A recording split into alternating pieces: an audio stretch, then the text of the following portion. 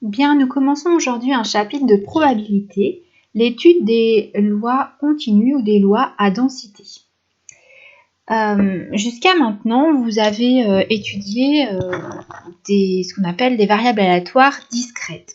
Par exemple, quand vous lancez un dé, si on s'intéresse à la variable aléatoire qui donne le numéro indiqué sur cette face de dé, votre variable aléatoire va prendre les valeurs 1, 2, 3, 4, 5 ou 6, ce qu'on appelle des valeurs discrètes.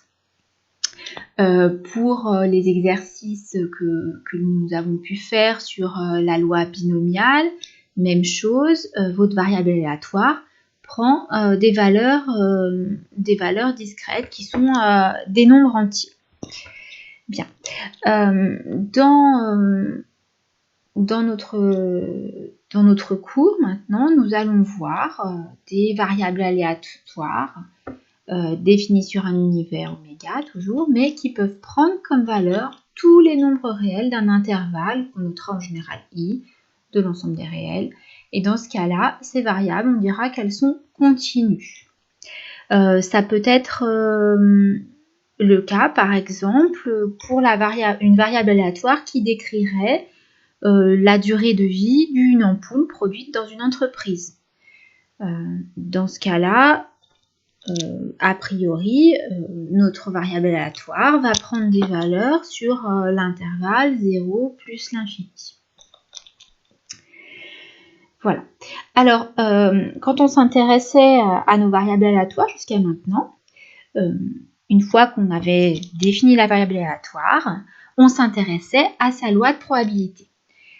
Alors, pour les variables discrètes, en règle générale, on résumait tout ça dans un tableau. Donc, je vous en redessine un comme ça pour vous rappeler à quoi ça ressemblait. Dans la première ligne, on mettait les valeurs que pouvait prendre notre variable aléatoire. Donc, par exemple, si je suis avec mon lancer de dés, je vais avoir 1, 2, 3, etc. Et puis, dans la deuxième ligne, on aura la probabilité que notre variable aléatoire prenne ces valeurs. Donc, dans le cas d'un lancer de dés non truqué, on aurait un sixième dans chaque colonne. Bon, et puis souvent, on rajoutait aussi une colonne totale. Le total de nos probabilités doit évidemment faire 1. Donc ça, c'était pour notre lancer de dés.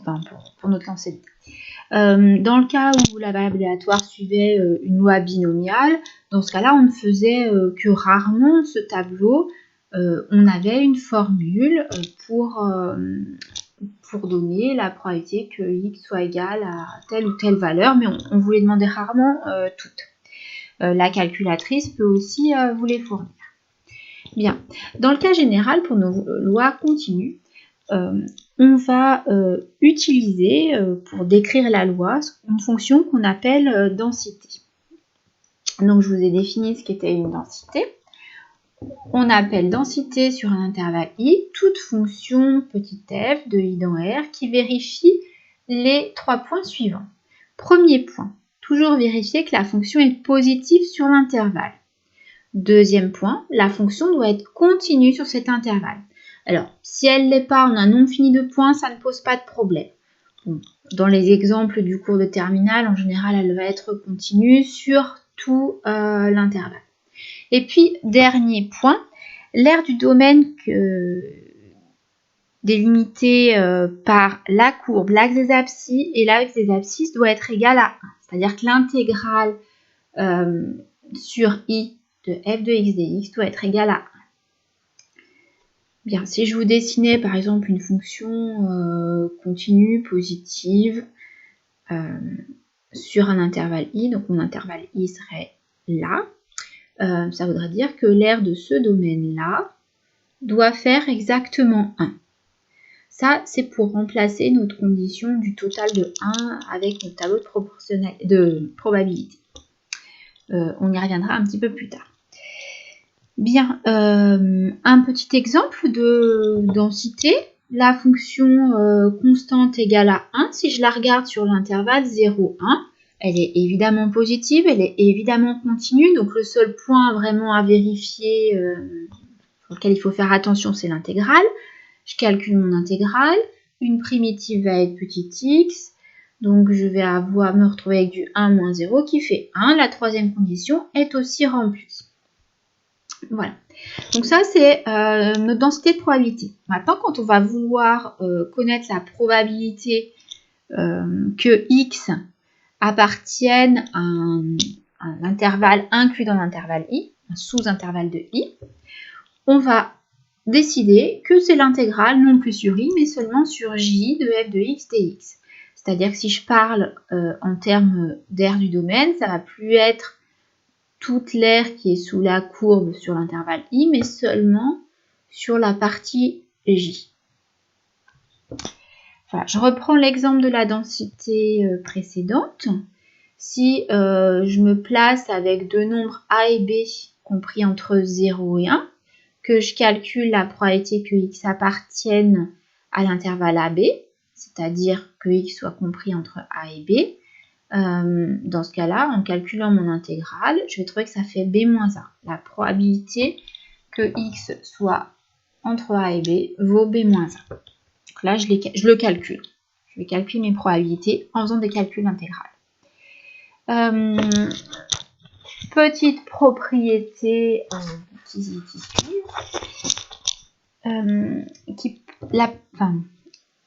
assez perturbante, parce que c'est pas du tout ce à quoi on est habitué avec les lois discrètes.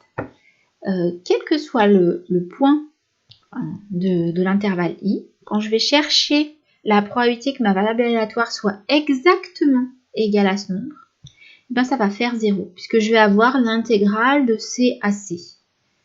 C'est-à-dire que là, du coup, il n'y a pas mon aire de domaine, enfin, il n'y a pas d'épaisseur quand je fais le dessin. Donc, ça vaut 0. Et même chose, quand on veut, du coup, la probabilité que x soit compris entre a et b avec des inégalités larges, c'est la même chose que si on met des inégalités strictes ici. Alors ça, c'est un point qui est très très perturbant et il va falloir un petit peu de temps pour que vous vous y habituez. On est obligé en fait de faire ce choix-là parce que si on décidait que cette probabilité elle valait un nombre, comme dans un intervalle, il y a une infinité de nombres, c'est-à-dire que j'ajouterais une infinité de nombres non nuls, j'aurais une probabilité qui dépasserait 1. Et qui voudrait même, qui serait infini même. Donc là, il y aurait un problème.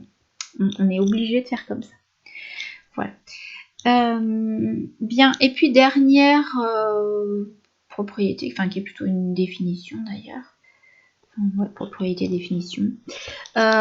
Si notre fonction qui a x associe x f de x, elle est intégrable sur l'intervalle i, on va pouvoir calculer l'espérance de grand X. X va avoir une espérance et qui sera égale à l'intégrale de cette fonction x f de x. Alors ça, c'est quelque chose qui étend la définition d'une espérance dans le cas discret.